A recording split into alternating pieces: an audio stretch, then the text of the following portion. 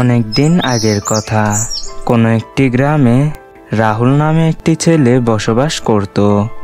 রাহুল যখন ছোট ছিল তখন তার মা বাবা দুজনেই কোনো একটি দুর্ঘটনায় মারা যায়। তখন থেকে রাহুল একা একা থাকতে শুরু করে। রাহুল নিজের খরচ চালানোর জন্য যখন যে কাজ পেত তখন তাই করত।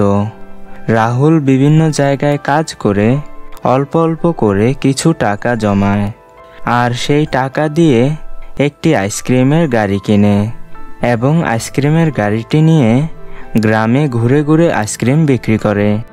আইসক্রিম নিয়ে যাও, আইসক্রিম, মজার মজার আইসক্রিম আছে, আইসক্রিম নিয়ে যাও, আইসক্রিম। এভাবে রাহুল চিৎকার করে করে আইসক্রিম বিক্রি করতে থাকে। এভাবে রাহুলের দিন কাটছিল। রাহুলের বাড়ির পাশে রনি নামে একটি ছেলে বসবাস করত। ও খুবই খারাপ এবং লোভী প্রকৃতির ছিল। ও যখন দেখলো যে রাহুল আইসক্রিমের গাড়ি কিনে আইসক্রিম বিক্রি করছে, তখন ও ভাবতে থাকে, রাহুল তো আইসক্রিমের গাড়ি কিনে এখন প্রতিদিন অনেক টাকাই কামাচ্ছে। না, আমিও একটা কাজ করি। আমার যে জমানো টাকাগুলো রয়েছে সেগুলো দিয়ে আমিও একটা আইসক্রিমের গাড়ি কিনি। তারপর থেকে আমিও আইসক্রিম বিক্রি করব। তখন আর রাহুলের কাছ থেকে কেউ আইসক্রিম কিনবে না, সবাই আমার কাছ থেকে আইসক্রিম কিনবে। এখন এটাই করতে হবে। রনি এসব ভেবে বাজার থেকে একটি নতুন আইসক্রিমের গাড়ি কিনে নিয়ে আসে। ও যখন আইসক্রিমের গাড়ি নিয়ে বাড়িতে আসছিল তখন রাহুলের সাথে ওর রাস্তায় দেখা হয়। আর তখন রাহুল রনিকে দেখে বলে, আরে রনি, তুই নতুন আইসক্রিমের গাড়ি কিনেছিস? হ্যাঁ, কিনেছি। কেন, তুই দেখতে পাচ্ছিস না যে আমি নতুন আইসক্রিমের গাড়ি কিনেছি? তোর চোখ কি অন্ধ নাকি? তোর আইসক্রিমের গাড়িটা তো অনেক সুন্দর, অনেক দামি মনে হচ্ছে, তাই না? তাহলে তুই এটার দাম জানিস?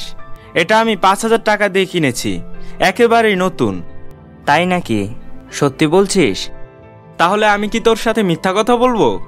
আচ্ছা, যাই হোক, এখন থেকে তো আর তোর কাছে কোনো ক্রেতা আসবে না।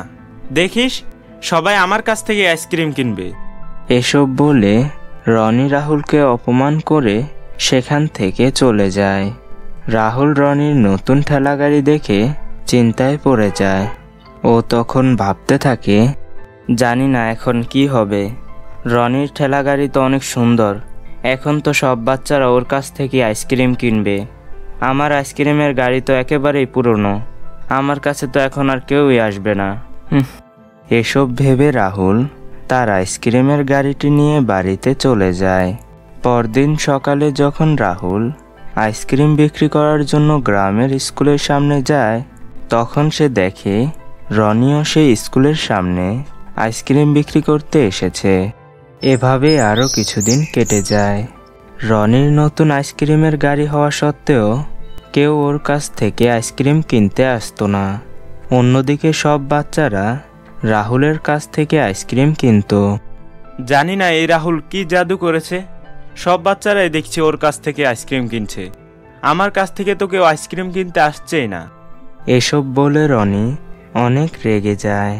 তখন রনির কাছে ছোট্ট একটি বাচ্চা আসে আর এসে বলে, ভাইয়া ভাইয়া, সবাই আইসক্রিম খাচ্ছে, আমারও আইসক্রিম খেতে ইচ্ছে করছে, তুমি কি আমাকে একটা আইসক্রিম খেতে দিবে? তোর আইসক্রিম খেতে ইচ্ছে করছে, কিন্তু আইসক্রিম খেতে তো টাকা লাগবে। তোর কাছে কি টাকা আছে? না ভাইয়া, আমার কাছে তো কোনো টাকা নেই। যা ভাগ এখান থেকে, টাকা নেই আবার আইসক্রিম খেতে এসেছিস। তখন এসব বলে রনি সেই বাচ্চাটিকে একটি জোরে থাপ্পড় মারে। এসব দেখে রাহুল দৌড়ে সেই বাচ্চাটির কাছে আসে। আর তখন রাহুল এসব দেখে রনিকে বলে, রনি, অনেক হয়েছে, আর না। তুই আমার সাথে হিংসেমি করে এই বাচ্চাটাকে এত জোরে থাপ্পড় মারলি, আর ও তো শুধুমাত্র একটা আইসক্রিম চেয়েছে, তাই বলে কি ওকে এত জোরে মারবি? রাহুল রনিকে এসব বলে বাচ্চাটিকে সেখান থেকে নিয়ে আসে। তারপর রাহুল সেই বাচ্চাটিকে একটি আইসক্রিম খেতে দেয়। তখন রাহুল সেই বাচ্চাটিকে বলে, এই যে শোনো, আমি তো আগে তোমাকে কখনো এখানে দেখিনি, তুমি থাকো কোথায়, আর তুমি এখানে একা কেন ঘোরাফেরা করছো? ভাইয়া, আমার এই দুনিয়াতে কেউ নেই। আগে আমি একটা বাড়িতে কাজ করতাম। 2 দিন আগে ওরা আমাকে কাজ থেকে বের করে দেয়। সেজন্য 2 দিন হয়েছে আমি কিছুই খেতে পারিনি। আমারও এই দুনিয়াতে কেউ নেই। তুমি আমার সাথে চলো। আজ থেকে তুমি আমার সাথেই থাকবে। আজ থেকে তোমার সমস্ত দেখাশোনার দায়িত্ব আমার। এই বলে রাহুল সেই বাচ্চাটিকে নিজের বাড়িতে নিয়ে আসে। নিয়ে এসে রাহুল সেই বাচ্চাটিকে পেট ভরে খাবার খেতে দেয়। আর ওই দিন থেকে বাচ্চাটি রাহুলের সাথে থাকতে শুরু করে। এভাবেই দিন কাটছিল। এখন থেকে তারা দুজন হলো। সেজন্য তাদের আগের তুলনায় অনেক খরচ বেড়ে গেল। পরদিন রাহুল যখনই আইসক্রিমের গাড়ি নিয়ে বের হলো, তখন সে দেখতে পেল তার আইসক্রিমের গাড়িটি খারাপ হয়ে গেছে। আর ওই গাড়িতে থাকা সব আইসক্রিমগুলো নষ্ট হয়ে গেছে। তখন রাহুল মন খারাপ করে একটি গাছের নিচে বসে ভাবতে থাকে, হে আল্লাহ, এখন আমার কি হবে? আমার আইসক্রিমের গাড়ি তো একেবারে খারাপ হয়ে গেছে। আর ওই গাড়িতে থাকা সব আইসক্রিম তো নষ্ট হয়ে গেছে। এখন আমরা কি খেয়ে বাঁচব? আমার কাছে তো বেশি টাকাও নেই। এসব ভাবতে ভাবতে রাহুল ওই গাছের নিচে বসে কান্না করতে থাকে। তখন সে তার পেছন থেকে একটি কথার আওয়াজ শুনতে পায়। তুমি কান্না করছো কেন? তোমার কি হয়েছে? আমাকে নিশ্চিন্তে বলতে পারো। আপনি কে? আর আপনি আমার নাম কিভাবে জানলেন? আমি পরিলোক থেকে এসেছি। আর আমি এই পথ দিয়ে যাওয়ার সময় দেখি তুমি বসে বসে কান্না করছো। তাই আমি তোমাকে জিজ্ঞেস করলাম। তখন রাহুল পরীকে সব কিছু খুলে বলে। পরী রাহুলের কথা শুনে তার পুরনো আইসক্রিমের গাড়িটিকে জাদু করে নতুন একটি আইসক্রিমের গাড়িতে পরিণত করে দেয়। রাহুল এসব দেখে খুশি হয়ে পরীকে ধন্যবাদ জানায়। তখন রাহুল তার নতুন আইসক্রিমের গাড়ি নিয়ে আইসক্রিম বিক্রি করতে বের হয়। আর তখন রাস্তায় রনির সাথে দেখা হয়। রনি রাহুলের নতুন আইসক্রিমের গাড়ি দেখে অনেক হিংসে করতে থাকে। আর সে ভাবতে থাকে, এই রাহুল আবার নতুন গাড়ি কোথায় পেল? আচ্ছা, যাই হোক, আজ রাতে ওর মজা দেখাতে হবে।